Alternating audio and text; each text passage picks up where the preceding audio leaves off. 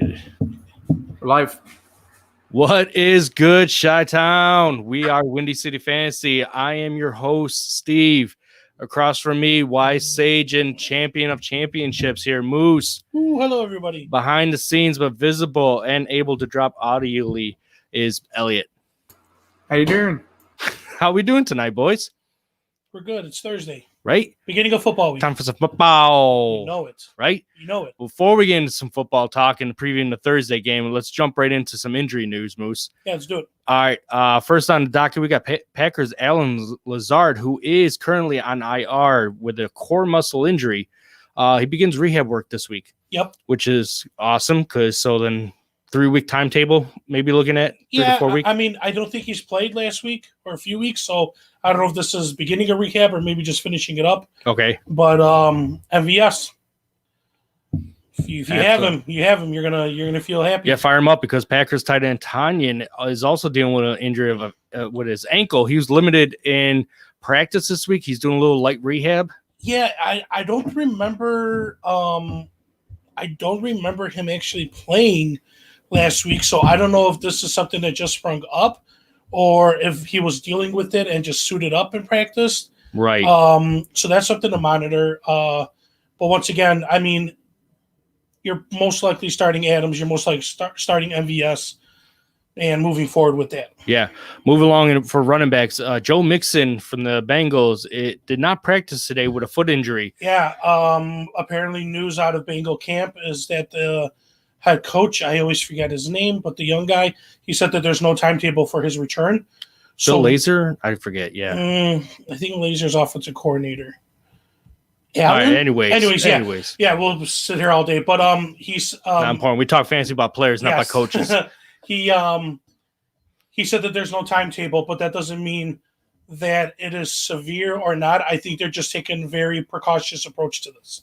That's from everything that I read. Yeah. Pay attention to the practice reports. If anything comes up on Friday, he doesn't practice, then consider that a bad omen. Yeah, Gino Bernard, man. If he is out there, then snag him just in case. Yeah. I believe that is a noon game. We'll go through our games later. Yeah, we're going to preview week 7. So we'll get all to that. Eagles placed tight end Zach Ertz on IR for 4 to 6 weeks. Yeah, crazy things happening in the Eagles camp. People are coming back. People are getting injured. There's trade rumors left and right. Zach Ertz owners, that sucks. You know, he hasn't really been relevant, but the name is there. Listen, this team has been so brutal already. The fact that you didn't have Alshon, you've been without Deshaun for so many weeks. Out of nowhere, Travis Fulgham, he comes out. Yeah. That's his new name. We're just going to roll with that. Yeah. Fulgham, it's Fulgham, but, Fogelham, whatever. Yeah, Fogelham. That was it. Fogelham. Yeah, but I mean, it sucks for you as the owner of Ertz because you could have shipped him away. Like, he still had that name value, and people were looking for You would have been able to sell the name value alone. You couldn't sell the production value unless you were selling to somebody who was unaware and just strictly did off a name. Yeah, or somebody that didn't pay attention to their tight end all season, and they're like, wow, he's averaging 4 points a game. Okay, I'll take it, you know. As far as Dallas Goedert is concerned, he's not ruled to come back until week 10. Yes. Yeah. So Richard Rodgers, I believe, is the guy. So for what it's worth, I mean, it's a body. I mean, we're desperation move right there. We're in the bye weeks. We're in the.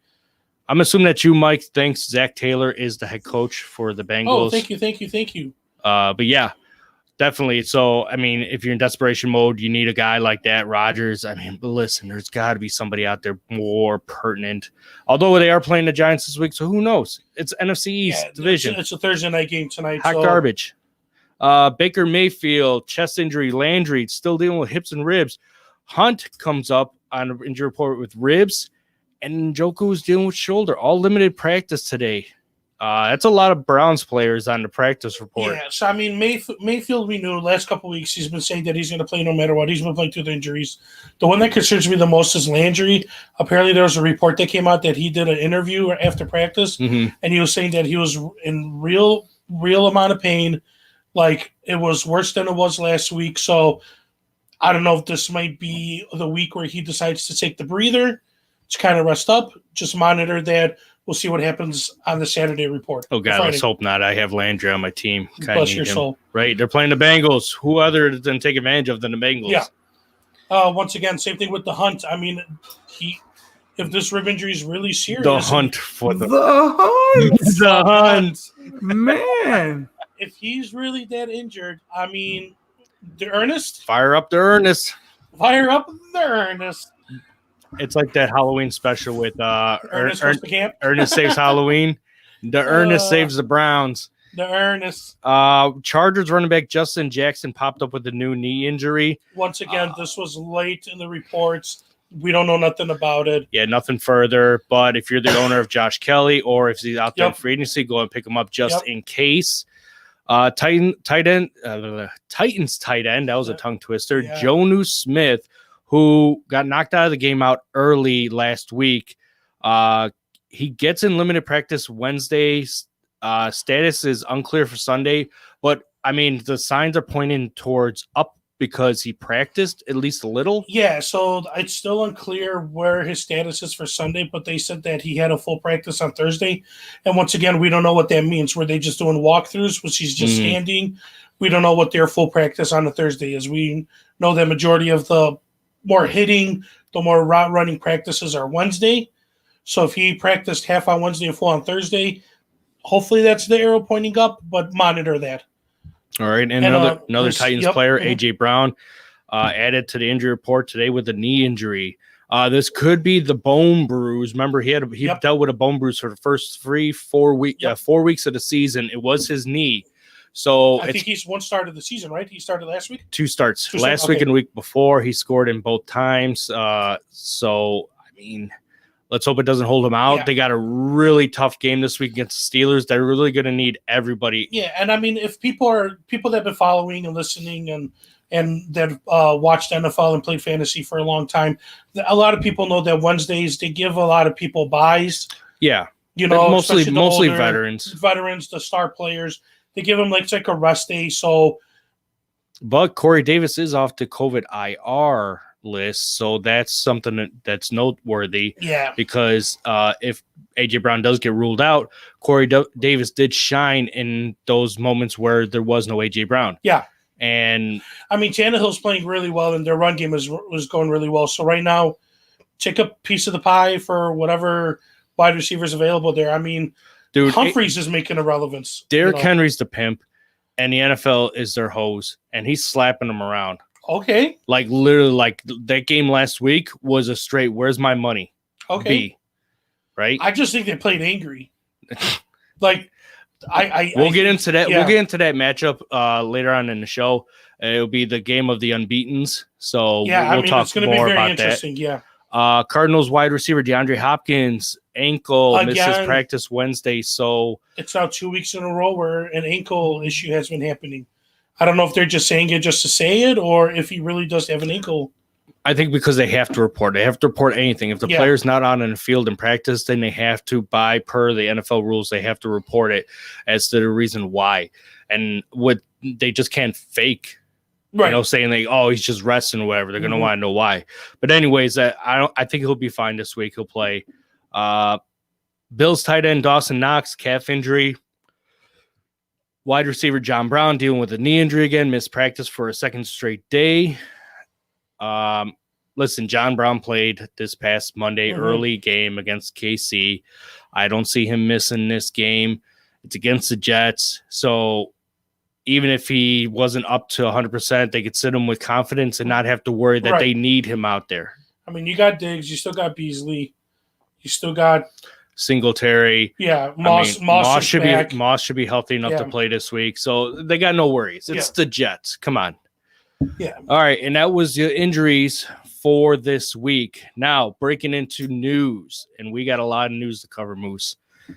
We'll try to do a little rapid fire. You know what? We should go to the Thursday night game first. You want to skip the news for the Thursday? Yeah, let's do the Thursday night game. We'll go back to the news because I think the Thursday night game is more relevant because there's some injured players that are coming back, and the game starts in an hour and a half. Hour and 15. Hour 15. So it gives people to go out there to grab people or. All right, let's call it an audible here, Moose. Let's do it. So if you want to call the audible, you get started off. Let's go. Eagles Giants. Yeah. hooray, little clap in the backfield. Somebody's pumped about it. Rival game. I think it's going to be good. But my thing for you, this is why I want to bring it up, is it's reported that Deshaun Jackson is scheduled to play tonight. So if you have him in your IR slot, if you have him on your bench, if you're like, woe is me, I don't have any wide receivers, fire him up. I think you can fire him up with confidence. I think Wentz is looking for somebody. This is super important, for at least their offense to not be like, because Sanders is apparently not starting. No, he's not starting this week. So here's Boston Scott. He might still be available on your free agency, or you have him sitting on your bench. Fire him up. Giants D isn't really doing that good.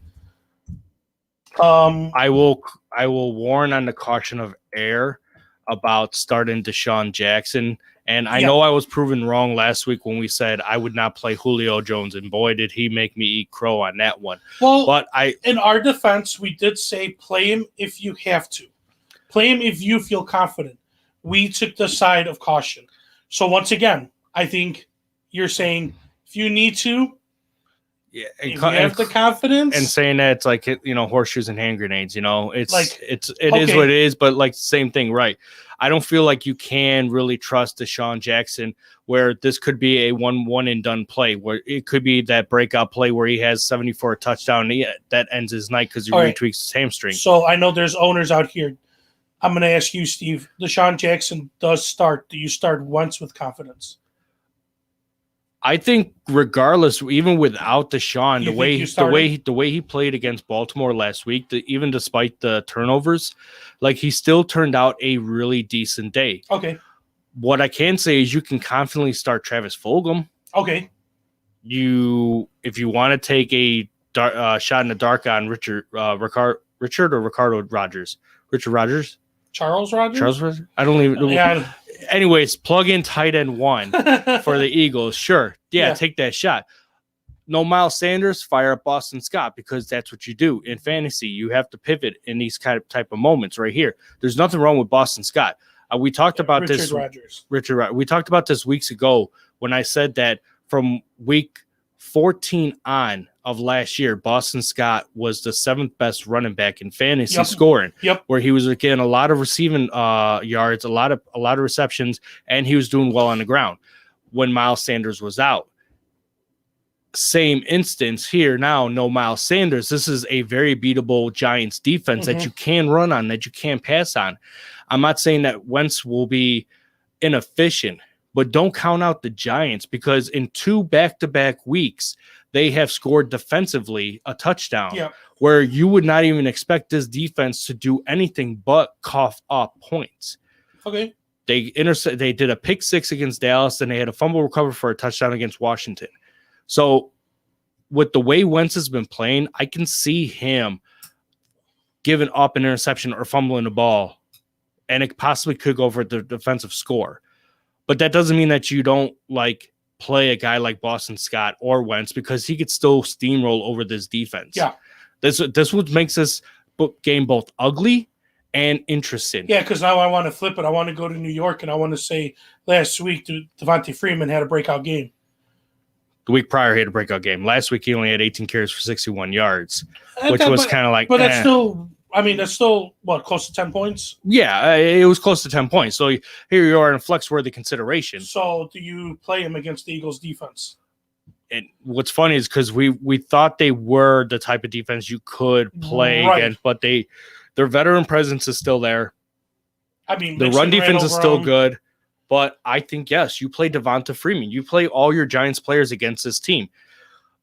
If I went back and looked at what the Eagles' defense, how they performed against opposing wide receivers, running backs, and quarterbacks, you might be surprised to see that they're very fantasy friendly, but yet they will commit turnovers. They will get sacks. They will be a productive defense as well. But they're also going to make your fantasy day very productive. Like you said, what Mixon did against the Eagles, what Big Ben and Chase Claypool did against the Eagles, what Baltimore and nobody stopping joystick Lamar. But still, this is you either A, expected, or B, you were surprised by the fact that what this defense, it's an old defense. Right. They've done really nothing but made that trade to get Darius Slay from the Lions, and even he's banged up. Yeah. So, and to get Sterling Shepard back, he's I was off just gonna IR. Bring that up. Yeah. So They're going to test him out in practice before the start of the game, and then make their decision on whether or not he should start. So would you treat Shepard kind of like Deshaun Jackson? I would. Play with caution, but if So- you have no other players to really throw out there, either because of A, a bye, or B, because you are so decimated with injuries that you got no choice, then yes. So, I mean, what's the harm? yeah. So start Tate. This could be a great game for Evan Ingram. I was going to say start Tate, start Ingram, start Slayton. Do you start Daniel Jones? See, now here's the thing about Daniel Jones. Give it to me. I know that's your boy toy. Give Right, it to me. my boy Danny Dimes. So, regardless of the fact that he's now officially in the sophomore slump, he has not he had not put up double-digit fantasy points since week 1 against Pittsburgh, except for last week against Washington, when he finally threw his first touchdown in 4 weeks. Again, the game against Dallas was very run-heavy and defensive scoring. That dictated how he played. Last week against Washington, he threw his first touchdown in 4 weeks. He was 19 for 12, and he ran for 74 yards. I like the Russian. Now, again, here is the third straight NFC East team. This is the ugliest division in the NFL. Anything could happen. I could see over 200 yards passing, a couple touchdowns, and some rushing out of Daniel Jones. It'll turn into another, let's say, 17 to 20-point game. Nothing crazy, but productive. That's how I feel like Daniel Jones might.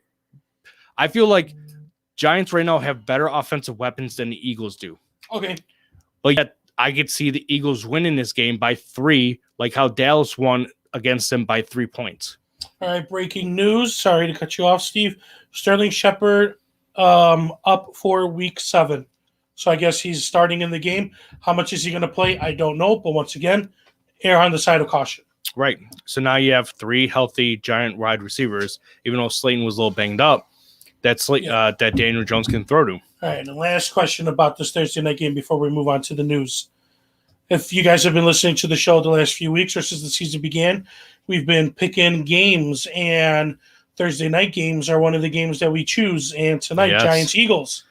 As of right now, updated Yes. Let's hear it. standings in first place. Now go last to first. Who's our deep dish guy? Our deep dish guy. Well, first I'm going to go last to first. So Moose with 12 and 10. Heartbreaking. Right? Steve at 16 You're and like the 6. corner slice guy right now. I'm the baby slice that is just bread. Little bit of sauce, no cheese, Yeah, not even a nothing like- sausage yeah. on there. And our deep dish man, Elliot, at Wait, 18 what's my and record? 4, What's my record? 16 and 6. I'm catching up to you. I'm chomping on them heels, Elliot. What's my record? 18 and 4, Oh man, how did I do last week? 3 and 1. If only you could play in fantasy football like how you pick teams to win. Oh, sick burn! Did he beat you last week? Yeah, I beat him. he did beat me last week. No. I'm playing him this week, so I promise to go a little easy. All right, sounds good. Sounds good. All right, what do you guys boys got? Giants or Eagles? Give me the G-men. Okay. They're gonna fry some birdies here. Elliot, who do you got? I'm gonna go with Philly. It's good. I got to catch some ground.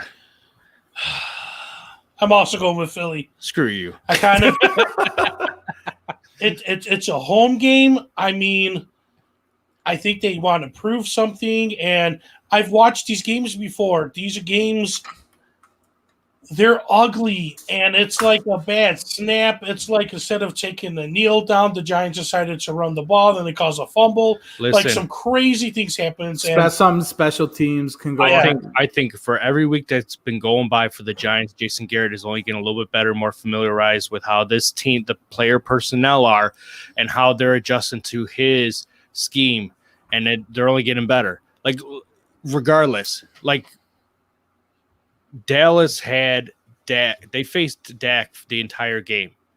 They didn't play like how who was it that played Dallas when Dak broke his ankle? Who was the team? I think it was the Giants.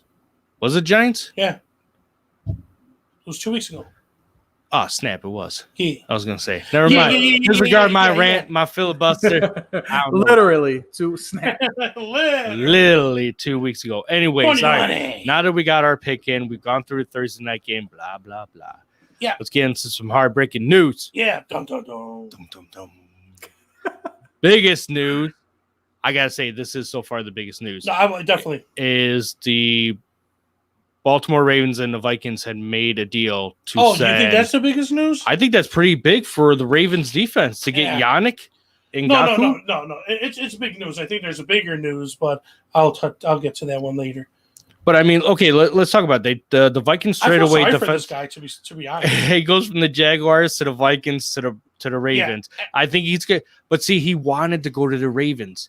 He's born Yeah. and raised in Maryland, and he's always dreamt of playing for the Ravens. Now he gets his wish. It did come at the cost of trading a 2021 third-round pick and a 2022 conditional fifth-round pick. Yeah. I think that's small price to pay, small potatoes compared to now they're really shoring up their run defense. I think that was the biggest lack thereof for this year with the Ravens. There was something missing because it seemed like a lot of the running backs that they were facing, they should not have had the games that they've had. Especially like when they play Washington, Antonio Gibson ripped them for like over 120 yards rushing and touchdown. That speaks volumes about what are you doing to fix that problem. Yeah, I mean, but I also look at it too. Like a lot of these, the running backs that they faced, they haven't had video. They were facing them for the first time. I mean, look at Lamar Jackson. He's not as rushing as crazy as he was last year. He was averaging almost 100 yards a game. Well, yeah. Now he gets like 70, 80 yards, and that's a big game for him. But we expected a regression from him. I just think I think it's a smart move. I think, they play a 3-4-D. He could also line up as outside linebacker. He could rush the quarterback. He gets reunited with Calais Campbell. Right. So, I mean, I think it's a good move. And like you said, they didn't give up a lot. A third-round pick for a guy who's still 25. So, yeah, good move. I mean, the Ravens have proven that they have a great, head office, head coach that know what they're doing in, and this is one of their moves. All right. The second biggest news is Dolphins name Tua Tagovailoa. Yes, good one. I tried. I know I butchered it. Anyways, Tua is now the starting quarterback after the bye week. So week 8, they are no longer going with Fitzy. There's the Fitz magic has fizzled out, but he expected this. He is going to be his biggest cheerleader. Him and Chaney have been working with Tua since they've had no OTAs. Man, I hate it. I mean, I hate it too because Fitzpatrick has been doing so well. Everybody in the league is like, what? Like, I don't hate it. Like, I don't like saying that I hate Tua. It's just they're relevant because of Fitzpatrick. Like, does that make sense? Yeah. They're 3-3 because of the way Ryan has been playing. Yes. And it just sucks that, okay, you want to give this young guy some playing experience. Well, then give him playing experience when they're losing by a whole bunch, or give him a couple packages to do. Like, I don't know. So I don't mean to cut you off, guys. I'm glad you collected in there, LA, because one of our listeners is currently in Facebook jail. So he messaged me personally, Jay. Okay. So this will be interesting why he's in Facebook jail. So he says that you need to own up to the Julio call, Moose. So he goes to say, but I did. Hey, stop acting like Skip Bayless. Admit to the wrong call about Julio. If he wants half-assed excuses, that's why he's got kids. Okay. Well, I don't. Okay. So this is a big time shot fired. Hold on. I got this. My kids give me full-size excuses. First of all, Snickers full size. First of all, if you run a fantasy team, damn you. If you run a fantasy team, you play the people that you want. Once again, if I was an expert, I would not be 3-3 in one of my leagues. If I knew the future, I would not be 3-3 in one of my leagues. If I knew the future, I would have not traded Julio Jones this week when he blew up like this. So to own up is that, yes, I played caution, but that's what I already said. I said play caution. I said even if Julio starts, I would have not played Julio. So there's nothing to live up to. It's just that was my advice. So the people that took it or listened to it and said, yes, I'm listening to Moose, I apologize. For the people that said, no, I'm going to play Julio, congratulations, you made a decision on your own. Yeah, that's fantasy. Yeah. You take the information that we provide and use it any way you can. And you could tell us that we were dead wrong about it and that we're jerks because we told them what to do, but you ultimately made the decision to play who you wanted to play. Yeah. So, anyways, moving on. I think Fitzpatrick had shown a lot of class. Yeah, no, I do. His response and everything to the move. Do I agree with it? No. Yeah. Because I think you had plenty of time for after season OTAs for next year to get Tua ready. And if you keep Fitzy on, then he could be the mentor that he's already been for this season for Tua. He's been in this position. So I think he knows where it's coming from. And I think he also knows, where the future of this organization is heading, Oh, by the way, when's his deal up? He loves I think he... Is he going to be a free agent next year? Or No, I think he's got one more year. Yeah, I think he signed a 3-year contract with Miami. Yeah. So this might be his second year on the contract. All right, moving on. What do you think, Jay? Or not? Sorry, Jay. Elliot. No, I'm just thinking that most quarterbacks would kind of yay, and then on the side be like, but I think he knows he's played good enough, and his track record is going to be such that he's going to make money after this. Yeah, after he's his deal's 37, up. I believe, right? 16 seasons. He is 37, 38. Something around there, right? He might be. What Josh McCown did. I was going to say, he might be comfortable just sliding into that veteran journeyman quarterback role. You want to hear something crazy? You know that Josh McCown is still signed under the Eagles as their third quarterback? Yeah. But he doesn't come to any practices or OTAs or anything. He's on their quote-unquote reserve list. Because just in case something happens, he's going to come back. So he's literally getting paid, I think, $1 million or $2 million to be at home. And drink some Busch lattes. Yeah. Nice. Yeah. Nice. All right, moving on. Big news here for this week 7. So the Seahawks-Cardinals game will headline the Sunday Night Football instead of the Bucs-Raiders due to the fact that basically the entire offensive line is under quarantine. Only one was tested positive, but the others had close contact, so they had to quarantine them until further test results are achieved. Yeah, I think this is the biggest news, just because now this is not a team that these are new teams that have been popping up. Mm. The Bucs and the Raiders have not had any COVID. Yeah, Gruden had it week 2 because they weren't wearing the mask, but nobody was sick.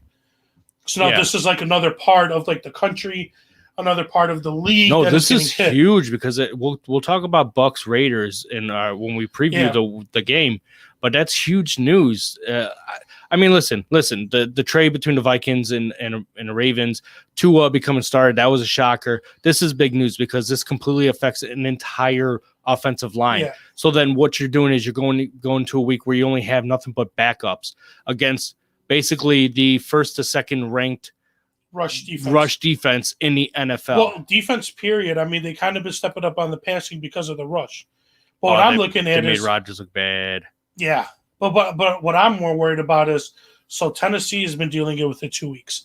You had that scare with New England. Mm-hmm. You had those Chiefs scares. You had all these scares, and now it's the Raiders. And give it a couple more weeks, and you're going to see everything die down again. Right. That's what I'm hoping for. This it's just like baseball. It's going to die off sooner or later. And like I said, this is what brings up my conspiracy about a lot of this stuff too. Yeah. I'm not conspiracy theorizing about the fact that whether it's real or not. I'm just saying is that for the gambling purposes, for extending the season, because there have been talks about wanting to do more weeks in the NFL season, for eliminating preseason games, that the possibility of the fact that conspiracy theory wise, that this is all a test tube subject for what they want to reformat the NFL season for is partially. Not saying that it isn't true that these players are not getting COVID, that they do have COVID.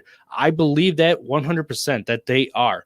I'm just saying that to some of the other extremities of how this is going makes me believe other things. Yeah, I got you. Fantasize about other things about what the NFL and how other people in the mainstream want to try to shape and redo these sports leagues. Mm-hmm. So, all right. What else we got? Steelers, Deontay Johnson, full participant. I missed this in the injury report. He was a full participant on Wednesday and appears to be set to play on Sunday against the Titans. So if you're the Deontay Johnson owner, this is good for you. If you are the Chase Claypool owner, I would not be too worried so far because now he is 2 weeks where he has scored. Yeah. Juju seems to be disappearing. I mean, Washington has even got a couple more targets and receptions, so him coming back, I don't know, would you play him against the Tennessee Titans? We'll talk to that when we get there. Yeah, when we preview. Just know that he's back and you could adjust your lineup accordingly if you really want to. Yeah. Same thing with the Chargers and Mike Williams and Keenan Allen, both likely to play even though they're a little banged up, so good signs for Herbert? Yeah, great sign for Herbert because Allen's, after getting knocked out of the game against the Saints with the back spasms, he should be good to go for this week. Fingers crossed on my team also. It's a lot of – I need some good juju. I'm still waiting on my Jobu doll coming in the mail. It's on back order. And then, just for fun, because the trade deadline is coming, once again, the Jets and their awesome head coach have made another move. Trading, I guess, one of their best linebackers. Apparently, he's a really great run stopper and a solid tackler, and he's only 25 years old. And a 7th-round pick to the 49ers for a future 6th-round pick. Yeah. I mean, they know what they're doing in that Jets organization. I'm going to start a GoFundMe page to fire Adam Gase, just to pay somebody to do something stupid so it gets him fired non-football related so they can fire him because this is getting ridiculous. Because I was just reading a story on NFL.com, and they were talking about potential trade targets from other teams to who potential buyers could be. And the Jets, again, were up in this conversation because that's what Adam Gase has been doing. If you haven't figured out yet, because him just getting rid of Bell, but they've gotten rid of their safety to the Seahawks. They now just traded their outside linebacker. Oh, he's not the Seahawks anymore. That safety? Yeah. Jamal Adams? Yeah. He got released by the Seahawks. He's on the Raiders now. Wonderful. Yeah. Wonderful. So thumbs good up. Good for him that he's with the Raiders. And now he's with a fun team. Yeah, there you go. But anyways, there was one potential player on the Jets that could possibly get shipped out, and the potential buyer.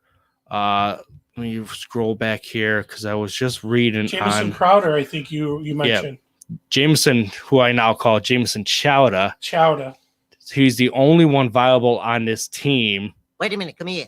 What did you call it? Chowder. Say it loud enough so everyone can hear. Chowder. Come on, say it. Chowder. Chowder. Ha ha ha! Ha ha ha! Chowder! Chowder! It's Chowder! Say it. It's Crowder. I know it's Crowder. But Chowder sounds so much better. All right. How dare you? What's that? How dare you? Chow dare me. All right, so let's say Chowder does get moved. Where do you boys want to see him go? I have him in all my leagues, and I've been really happy with his gameplay. Chicago? Honestly, I'll take some of the offensive linemen, even though they suck over there. But then what we have here. Yeah, take one sucky lineman, bring it to another sucky lineman, which gives you just a bad lineman. Yeah. 2 suckies make a bad. That's what I always write. Right, 2 negatives make a positive. I don't know. Looking at the league, who would be needy for a wide receiver? Honestly, listen, the Ravens signed Des Bryant to their practice squad. He guy hasn't played since 2017. I don't think the Ravens are very needy at wide receiver. I think just add him for depth. So if I had really had to pick a team who was absolutely needed a wide receiver, like San Francisco comes to mind, but Debo's healthy now. You got Kittle. Like back when they were injured, that's who you like potentially make a trade for, is very needed teams. You know who could use them? The Chargers. They have no Austin Eckler. I'm trying to think who is relevant that can make a playoff push that just needs something. I mean, the Packers, you figured Lazard is on IR, you have MBS, Jonas Smith, or not Jonas Smith, but Robert Tonyan. You just have Devontae Adams. And that was the biggest question where everyone talked about was if Devontae gets injured, who? Insert player X, who? Like Aaron Jones has been a beneficiary of the receiving game because he's catching a lot here. Let's make it fun. Odell Beckham Jr. goes to the Jets. Crowder goes to the Browns. And then the Jets cut Odell, and then the Chiefs pick him up. That's just crazy. And then the Chiefs trade away the Loser King. Oh, man. 2020. 2020. Hashtag 2020. Oh, one last bit of news, then we're going to get into the previews of games, is Antonio Brown. It is barring bringing up a real short. You got to whisper his name. You got to whisper. And I got a question to ask after you're finished, so go ahead. But anyways, I don't like it. He's eligible by week 8. The Seahawks are really looking hard at him, but then there's been a couple other teams not named. That's because nobody wants to be partaking of it, and Carroll doesn't care. But they don't need him. I think that's just a bad apple in a batch of delicious fruit in the Seahawks organization. Yeah, you don't want to bring the crab apple in. Yeah, you want to just keep it. Like just. Acknowledge you, but let's keep it. Why do you want a Granny Smith mixed in with a bunch of Macintoshes? No, but see, Granny Smith is fine. Like a crab apple, nobody wants Granny Smith is sour, but it's delicious. So that's how you're gonna describe Antonio Brown if he enters in the organization of Seattle Seahawks. Apple? Yeah, they're all Granny Smith apples, right? But the caramel overtakes all that sourness. I don't think there's enough caramel on the Seahawks. I don't think there's enough caramel on Antonio Brown to coat that discipline. I think we're going a little too far here with the. So question: when guys come back into the league via suspension or just in general haven't played for a while, how do you feel about picking them up the instant they become available, even if they're signed to a practice squad? I don't find it a problem if you have the bench space to burn that you don't have no issues with. I do find that a problem is if you're just doing it just to do it. But I think it depends on the person. Like Antonio Brown, when healthy, when not crazy, is a game changer. And now can you imagine him and Russell Wilson? Like the deep ball is going to be ridiculous down there. Yeah, but the last time he played, he was with Tom Brady. But he was going through that whole Oakland thing. And he was going with that Goodell thing. So, what's his mind there? Imagine him serving his time, doing whatever he needed to do, getting a fresh start with Russell Wilson, which I believe is still an MVP running, in a winning organization. He's going to be happy. That's the biggest factor is he wants to go to an organization that has the potential to win a championship. Yeah. That's why Lev Bell went to the Chiefs instead of the ridiculous amount of money that the Dolphins were throwing at him. Instead of going to the Bills, which the Bills had just as much as a high potential of making a championship, with only the Chiefs or maybe one other, enter Team X here that could be a problem for the Bills. But he wanted to go with somebody who was already in a championship. The same thing could be for Antonio Brown. Yeah. If you look at all the NFC teams, like Seattle, you got Arizona. I'm trying to name off teams that have a high-powered offense, but with a good enough defense that'll get you through all the way to a championship. I'm happy the Bears are 5-1, but our offense is not where it needs to be to where we can excel above the team like Seattle. Right. There's no way. We're averaging 21 points a game, where Seattle's averaging 28 to 32 points a game. They got Mr. Unlimited. All right. We need a Mr. Unlimited. Maybe we should go get Fitzmagic. No. What's that going to do? No. Foles is going to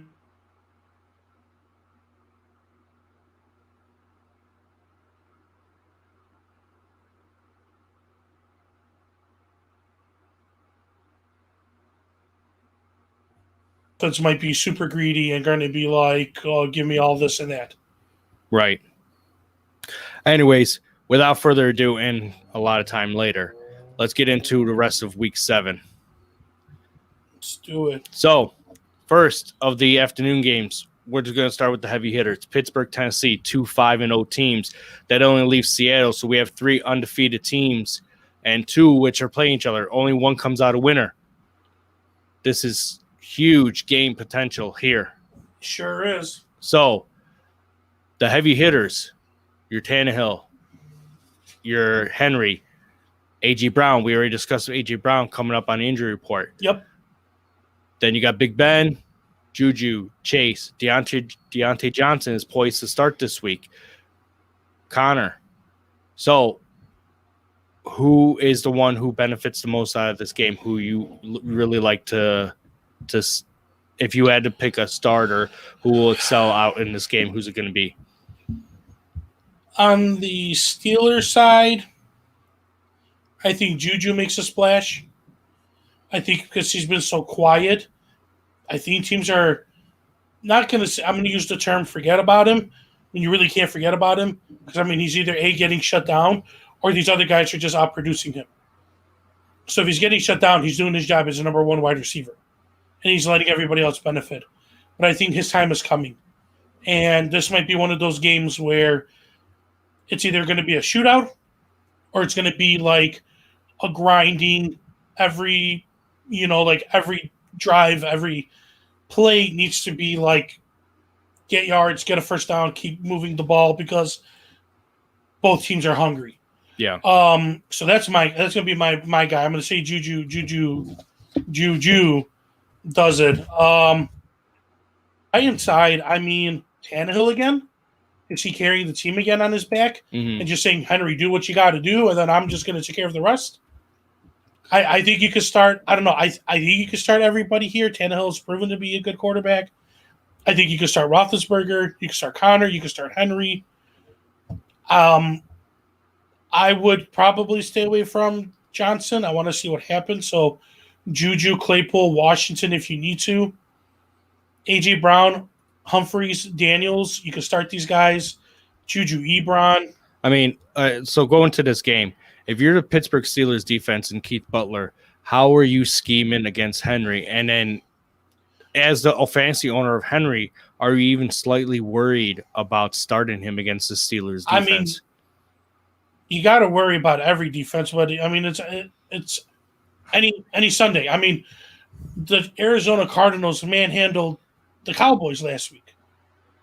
Yeah, manhandled them. Yeah, they did. So, I mean, anything could happen. I mean, I think the Steelers defense is top 5 defense, and they're going up against a great running back who they've seen in the past. It's just who's going to want it more, you know? Mm-hmm. Like, if I'm a Henry owner, he's my number 1 running back. I'm starting him. I can't bet you because it's just the Steelers. Right. I got to bet you because he's playing bad, but he's not been playing bad. You know, I think if it was me, you stop Henry and you make Tannehill beat you. You make him try to beat you through the air. And I'm not saying that Tannehill can't do that. He has proven it, but you have to make him one-dimensional. You either take out the passing game with heavy blitzing or you stop the run and you make Tannehill beat you. All right. By the way, guys, this is also one of our games. Really? You're gonna pick the Pittsburgh, let's pick Tennessee? the hardest game of the week. All right. Well, I started off first by calling the G-men. So you're up, Moose. I'm up. You're up. I'm gonna go with the Steelers. All right. I'm gonna stick to my notion that they stop Henry and beat him. Yeah, I'm going with this. I'm going with the steel curtain as well. There you go. Hurt. I think Roethlisberger's on a mission, and it's just him and Mr. Unlimited right now. So I'm trying to gain some ground. Give me the Titans. Tighten up. All right. Poor Steve. Another NFC East blockbuster game. Yeah, screw you two. Dallas and the Washington professional football team. Listen, I know any given Sunday Moose, but if last Sunday was an indication of anything that we thought, we were completely wrong on. So Andy Dalton and company was completely ineffective against an Arizona defense that had lost Chandler Jones, arguably one of the best linebackers in the NFL. They had been known to give up a lot of fantasy points to tight ends, yet Dalton Schultz was not even looked at. Almost ineffective. Almost completely irrelevant to the whole point. Zeke fumbles twice. Very rare to even see Zeke fumble, but for him to fumble twice, that's the outlier. But what isn't the outlier is Andy Dalton brought that Cincinnati boner magic to Dallas, and he showed that no matter who you give him, he's going to bone you. The red pop gun. Right? The red pop gun. Forget the red rifle. That red cop did nothing for you guys. So tell me, Moose, how should I view this game differently? Sell me on the idea that Dallas is going to womp all over Washington. All right, 2 words. Remember, 2 words. Hold on. Math is hard. 4 words. 4 words. Washington professional football team. Yes. End of story.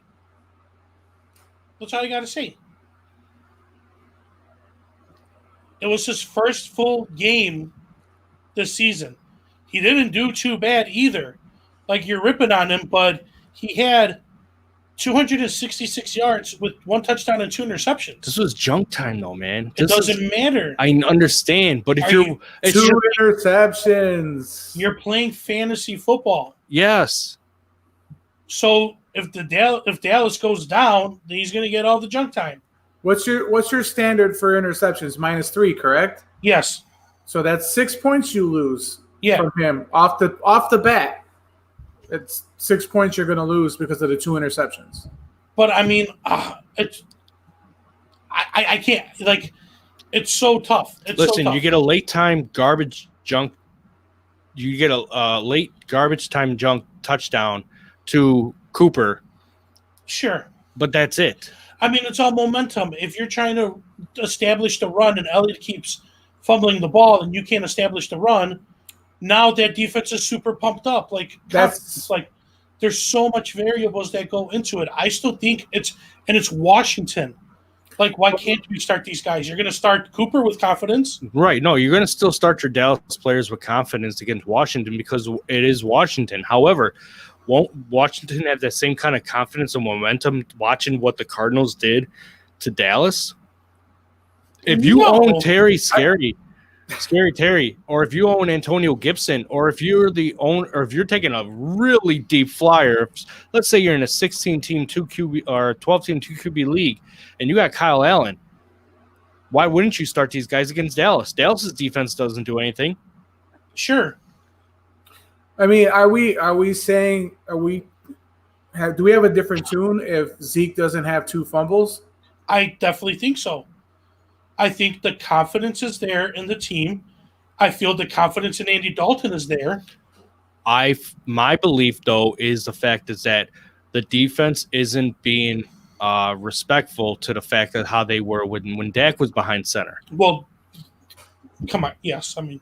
Right, and they showed I'm it. just saying you could start Andy Dalton against Washington with confidence. And if Andy Dalton does again, if the Dallas performs again this week like they did last week against Arizona, you know that they're completely done.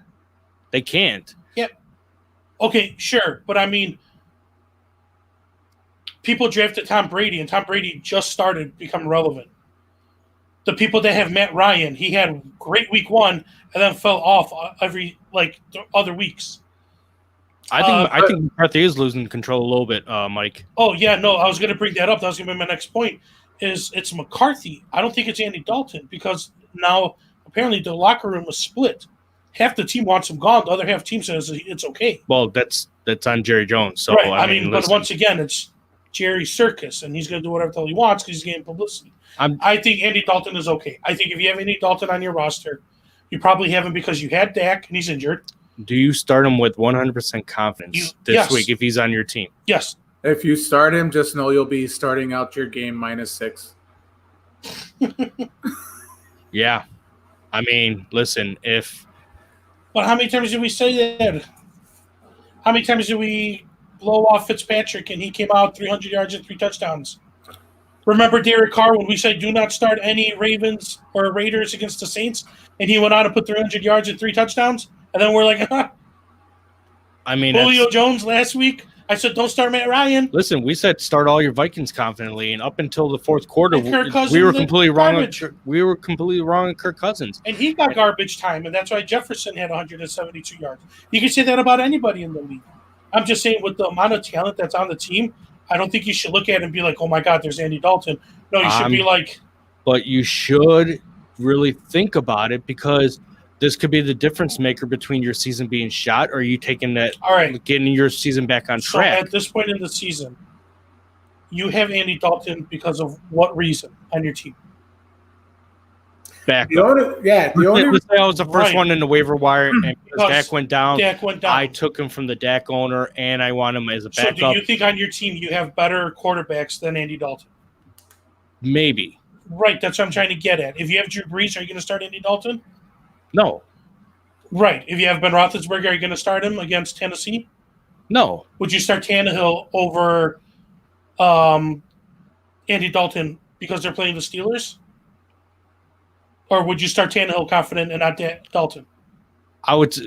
So with that matchup right there, it's tough, but because Tannehill's got the hot hand, I'm going to go with Tannehill. Right.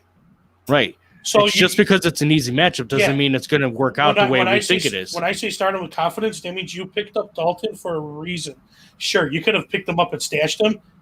Once again, we talked about it the other week, stashing 900 players of the same position. That just makes me better in the league. But I think if you picked up Dalton, you picked him up because you're going to be starting him. And I think if you start him, you have to start him with confidence because it's against Washington, and he has all of his offensive players. Maybe the Red Rifle just needed to get, some rust off, and he's going to come out firing. I don't know. Let's hope so. I just saying. let's hope he's not shooting blanks. Yeah. Oh, poor guy. Yeah. I wish I had Dalton for this matchup. Like, that would be an amazing matchup. All right. Moving along. Buffalo, Jets, Oh, geez. right?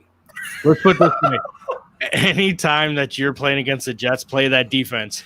We don't give defenses credit enough, and the Bills' defense has been god awful so far this year. But damned if I won't put all my money on Buffalo's defense. Like, Gotta have a rebound. it's like, oh, you can start a couple of guys, and you're like Jets. I'm like, start the whole offensive line. Right? Like everyone's gonna feast on this one. I don't see a scenario where Buffalo get blanked by the Jets. Like it's not gonna happen. Yeah. But we already know who everybody you're gonna start on Buffalo side. Who are you starting with confidence on the Jets? Are you starting the Chowda? I think you have to. Once again, I had him last week. I had him, and I started him, and he got me over 10 points. He's the only one that's relevant. Frank Gore got 12 points. Yeah. So if you're desperate, if you're looking for a flex position, How'd that work out for you, Mike? Huh? Your little angry comments about old man Gore? LaMichael P. Ryan. Dynasty purposes, sure. Yeah, stash P. Ryan. Frank Gore is the guy. But even Barrios, non-existent. Right. I mean, Crowder is the only one, the Yeah. only Jet you can confidently start. He still got targeted 13 times. Yeah. He got targeted 13 times. Yeah, he only caught 7 for 48 yards, but 13 targets on 89 snaps. That means that when third downs happen, when the QB, once again, it's Joe Flacco. I hope everybody knows that, who he should be retired, is throwing it to you. At least you're confident. He's getting targeted 13 times in that offense. Yeah. And his production has been only going up. But I mean, you don't start the Jets. Let's be serious here. I understand my whole philosophy. Even the crappiest teams have fantasy value. Even that philosophy has its Okay, limits. but once again, I would start Andy Dalton over Flacco. I don't think anybody would be questioning whether or not they start Flacco or Dalton. Yeah. Oh my gosh. All right. There's nothing more that we could talk about this game. Deep leagues. You could start Talking Moss. deep. Moss, if you have a couple flex position options, he's supposed to be back healthy. We'll see if he gets some of those goal line carries. Watch the as I reports said. about John Brown. Make Yeah. sure that he's going to be able to start. If not, then you got fire Cole up Cole Beasley. Beasley. The For Beazles. sure. All right, Carolina, New Orleans. This ought to be a fun game right here. Yeah. because Teddy Bridgewater's former team that when he filled in for Drew Brees made him look like a superstar, and it was no fluke because Teddy Bridgewater is the real deal. So I want to start with the Carolina side because Okay. it is interesting Let's because do McCaffrey's still not going to come back. No. They are ruling him out. It looks like to be projected for week 8 or 9, Mhm. or they may just shoot straight to, let's keep him safe, right? This is our whole team's franchise right here is McCaffrey. So again, Mike Davis, viable running back to start this week for another week. Yep. It's so he's now on a week-to-week life support system for your team, but start him with confidence. DJ Moore, You start him. right? He had a great game against the Bears, and he had that one touchdown pass, which I don't blame him because I believe he didn't think the ball was going to come the way it came. Yeah. It was like the football had wings, and it was like here, and he was like, wow, this is so easy, and he dropped it. So, but Anderson, Moore, I think you start those guys. Yeah. The only question mark is, once again, Teddy Bridgewater. So The last few weeks. Yeah. So I mean, he had a semi-okay game against the Bears, but to be expected against the Bears defense. We told you to start him against Atlanta, and he flourished like we said he would, which was to be expected. This New Orleans defense gave up a lot of points to Justin Herbert, a rookie. Yeah. Bridgewater's been in the league for 6 years now, 5-6 years. Yes. He's seen enough defenses, enough defensive schemes, knows how to call the plays. I think he'll do fine. And even if they're behind in the game, I welcome that junk time. So do you start him? Yes, I would start him. Okay. Especially in 2 QB leagues, you start him with confidence. All right, so he's probably in the same subject as like, do you start the Tannehill? Do you start him over Tannehill? Do you start him over Dalton? See that when you get to the Tannehill debate right there, So, it's like- question. I love how you keep sliding Dalton in there. Like, Yeah. right. Because if you look at it from fantasy perspective, there's 4 teams on bye and a couple injuries to QBs. So these are the players that you're looking at every week. You're looking at the Garden Minshews. You're looking at, I would say Fitzpatrick, but he's on a bye. You're looking at Tannehill. You're Yes, looking no, at Teddy. no, and I'm not arguing with the fact, but Because it's hard. I am also a firm believer, and this may come down to me as a biasy Mhm. of my own self, but I'm a firm believer of what you've done in past weeks, Okay. how you've performed. I have to see how you've done. Yeah. How have you looked on paper? What has the eye test shown me that you actually can do well? Like, listen, yes, it's a great matchup with Washington, and you should fire up Dalton because who wouldn't against this Washington defense that allows so many points to opposing quarterbacks? But however, Bridgewater, who has been going up against tough defenses since week 1, is still performing and making his wide receivers for your fantasy All right. team relevant. His fantasy week may not turn out the greatest as you would hope for, Yep. but for wide receivers and Mike Davis is alike, he's making them look good. All right, here's one for you, big boy. Rapid fire. Rapid fire. Tannehill or Brah, brah. Tannehill or Jones? Tannehill, Teddy Bridgewater or Jones? Teddy Bridgewater, Dalton or Jones? Jones. No. But it's the NFC East. Anything can happen. 2020. 2020. Game of Thrones, that shit. I don't care, man. We have to talk Seattle because the biggest thing is Michael Thomas. Very limited on practice. Michael Thomas is on Seattle now? Did I say Michael Thomas? No, Saints. Right. I'm sorry. Oh. I did say Seattle. Saints. Michael Thomas did not practice today. He was pulled out of practice. Yeah, hamstring now. It was Hamstring, right. going through the final hurdle. Now you're screwing with your hammy. What do you do? What do you do for all our listeners out there? I have him one of the leagues. I'm sitting him out again. I'm not starting him until he has full practice.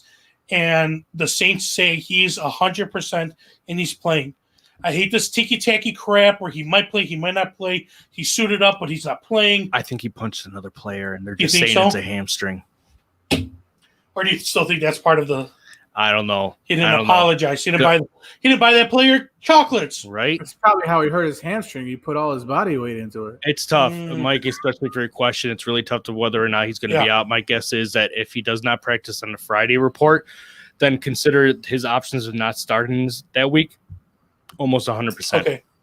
So, which in that case, Emmanuel Sanders definitely. Because right now, I even think Sanders. Smith, I even think Smith is still relevant. Yeah, for deep throws and stuff. But Emmanuel Sanders has finally entrenched himself fully and gained Drew Brees' confidence 100% that he is the guy who could handle the workload. Like when we were talking about the Crowder trade, I wanted to bring up the Saints.